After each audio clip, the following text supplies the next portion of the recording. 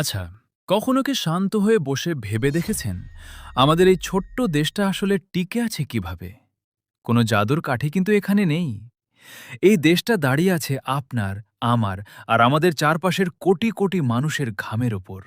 আমাদের অর্থনীতির গল্পটা কোনো লাইব্রেরির বইয়ের পাতার মতো খটখটে শুকনো নয়, বরং এটা আমাদের জীবনের গল্পের মতো জীবন্ত।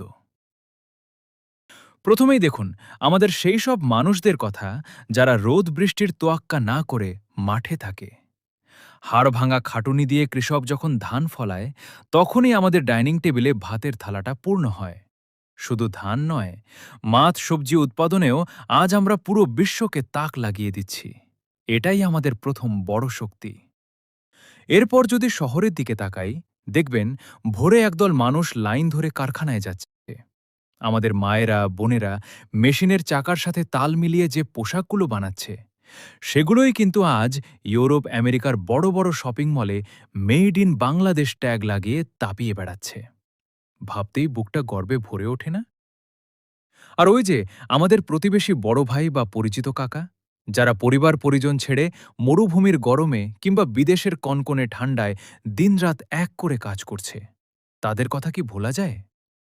তারা মাস শেষে যে টাকাটা পাঠায়, সেই রেমিটেন্সই কিন্তু আমাদের অর্থনীতির আসল জ্বালানি। তাদের পাঠানো টাকাতেই দেশের ব্যাংকগুলো সচল থাকে, রিজার্ভ শক্তিশালী হয়। এখনকার দিন কিন্তু বদলে গেছে। আগে ভাবা হতো শুধু চাকরি করলেই বুঝি উন্নয়ন, কিন্তু না। এখনকার তরুণরা ঘরে বসে ল্যাপটপে বিদেশের কাজ করে দিচ্ছে। ফ্রিল্যান্সিং করে তারা যেমন নিজেদের ভাগ্য বদলাচ্ছে, তেমনি দেশের জন্য নিয়ে আসছে ডলার। গ্রামের একটা ছেলেও এখন ডিজিটাল বাংলাদেশের কল্যাণে সারা বিশ্বের সাথে তাল মিলিয়ে চলছে।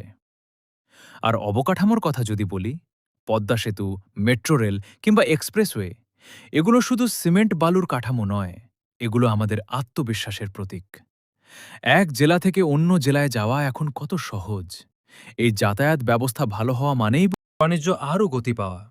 দিন শেষে আমাদের একটাই চাওয়া, আমরা যে যেখানে আছি নিজের কাজটা যেন সততার সাথে করি।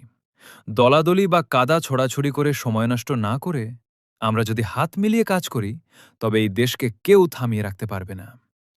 আমাদের রক্তে পরিশ্রম আছে, আমাদের মনে সাহস আছে। চলুন সবাই মিলে আমাদের এই দেশটাকে এমনভাবে গড়ে তুলি যেন পরবর্তী প্রজন্ম গর্ব করে বলতে পারে, আমরা এক সোনার বাংলাদেশের নাগরিক।